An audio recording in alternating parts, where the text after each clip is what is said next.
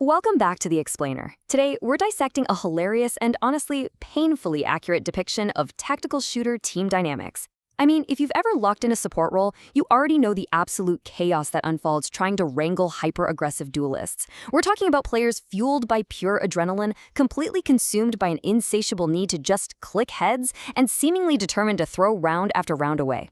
We're going to look at the exact anatomy of this nightmare and really get inside the mind of the chaotic duelists creating it. Okay, let's dive into this. So the source material actually sets the stage perfectly here. It opens on this miniature battlefield with the kind of dramatic, gravelly trailer voice narration you'd expect from some massive summer blockbuster. Quote, "In a world where aim matters and teammates don't." It's hilarious, right? But it absolutely nails the fundamental conflict of games like Valorant. It perfectly establishes this chaotic space where individual mechanical skill clashes violently with the whole concept of teamwork. Moving into Section 1, Aim versus Teammates, the fundamental conflict of tactical shooters.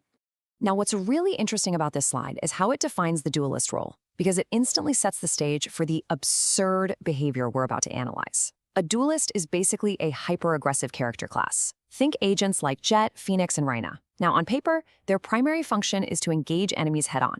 But in practice, well, these players often suffer from extreme tunnel vision and, let's be real, in massive hero complex. They firmly believe every single reckless push is going to be a guaranteed highlight reel. And because they're practically engineered to seek out fights, their whole function just devolves into rushing headlong into danger, dying instantly, and creating this desperate, immediate need for support or revival. Which brings us to Section 2, the duelist's death cycle, a documented behavioral phenomenon. If we look closely at the behavior of the Jett player and our source text, it's honestly like watching a tragicomic nature documentary.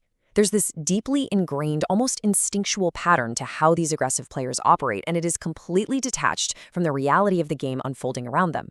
Let's break down this cycle exactly as it happens. Step 1, Jett rushes in and gets one-topped. Boom. Down. Step 2, immediate panic ensues, resulting in the absolute deafening scream, "Sage, revive me!" Now, just think about the sheer audacity here for a second. In the duelist's mind, they didn't make a mistake. Oh no, they just think their support is moving too slow. Then, step 3. Against all odds, the heroic Sage risks absolutely everything, runs into the line of fire, and actually pulls off the revive. And then, step 4. Jett dashes immediately right back into the enemies and gets deleted all over again. They don't reassess, they don't fall back to cover. Nope, the duelist instinct is simply to hold the W key and blindly rush back into the meat grinder. Looking at the left side here, you see Sage's heroic expectation. When she casts that revive, she drops this really powerful, dramatic line, "You will not die today." Like, she's fully committed to keeping this team standing. But then, on the right side, we see the Jett's reality. The Jett instantly throws that precious second chance away by dashing straight back into the crossfire. The stark contrast between Sage's glowing, almost angelic dedication and the Jett's strictly suicidal aggression culminates in Sage's totally exhausted, deadpan response. Seriously? I mean, the support player has done literally everything right, and the duelist has just thrown it all right in the trash. Let's move to and see how this builds in Section 3, the chorus of need, the collective duelist entitlement. Because it's never just one single Jett player making life miserable for the support, is it? As the source material shows, individual failure rapidly cascades into a full team meltdown. Just listen to this comms chaos. We have Phoenix yelling, "Heal me, Sage," immediately followed by Reyna shouting, "No, me first," and then Sova just chiming in with, "I require healing." Everyone is demanding resources at the exact same time. This absolutely highlights pure, unfiltered entitlement. Each duelist firmly believes they are the main character of the match and deserve priority healing. It's this overlapping, chaotic chorus of panic from aggressive characters who push way too deep, take entirely unnecessary damage, and then just expect their support player to magically fix all of their tactical blunders simultaneously. And naturally, this leads to a complete support system overload. Look at Sage here, spinning around totally confused, desperately dispensing heals to everyone amid this crazy camera-shaking chaos. I want you to imagine the visceral reaction of actually being the support player in this exact moment. You're trying to manage the completely ungrateful, overlapping demands of a hyper-aggressive team that absolutely refuses to use cover. Your screen is shaking, literally everyone is screaming your name, and you are just desperately trying to plug the holes in a rapidly sinking ship. And that brings us to Section 4, the support reality, the tragic aftermath of keeping the team alive. Okay, so after the sheer chaos of the healing phase, after desperately trying to keep these ungrateful duelists breathing, the frantic energy just kind of dissipates. The dust settles, the shouting stops, and we're left with Sage's slow, solitary struggle. The dramatic music swells. Sage finally gets a chance to stop acting as a mobile hospital and engage in the actual fight. And this brilliantly illustrates the buildup as the narrator drops this line. But now, it's her moment. It builds up this incredible, totally false expectation that Sage is about to just wipe out the enemy team and clutch the round. Well, let's look at the timeline of her so-called moment. At 0 seconds, Sage pulls out her gun, the music is hyping her up. Then at 2 seconds, she shoots and misses every single bullet. And by 4 seconds, she is casually one-tapped by the enemy.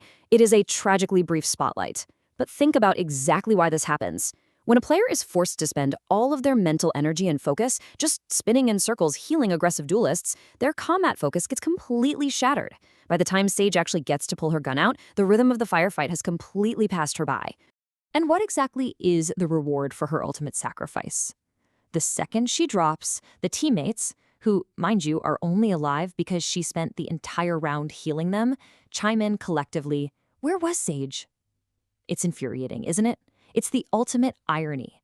Because in the duelist minds, their deaths are never ever their fault for rushing. It's always the support's fault for not magically teleporting to save them.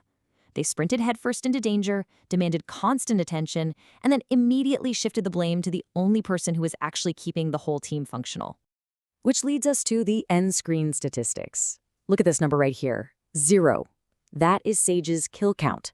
And, in a game that highly values shooting enemies, a 0 feels like an absolute failure. It represents the utter thanklessness of her role. She literally spent the entire game managing the team's health instead of clicking heads. So, the crucial point is the next number, 27. 27 assists. This completely recontextualizes Sage's impact. Sure, she might have 0 kills, but she directly enabled 27 eliminations. Those kills only happened because she allowed her chaotic, tunnel-visioned duelists to keep rushing blindly, and she kept them alive long enough to actually do their jobs. Her impact on the match is absolutely massive, yet it goes entirely unappreciated by her own squad. Which brings us to our final slide and a genuinely provocative question taken directly from the source's end-screen text. Will you respect your Sage mains? This explainer isn't just about analyzing a funny skit, it's a mirror held up to our own in-game behaviors. The next time you lock in a duelist, sprint straight into the enemy crosshairs and loudly demand a heal. Maybe take a second to think about the support players spinning in circles behind you, desperately holding it all together. Thank you so much for joining me for this explainer. I really hope it gave you some valuable perspective, and I'll see you on the next one.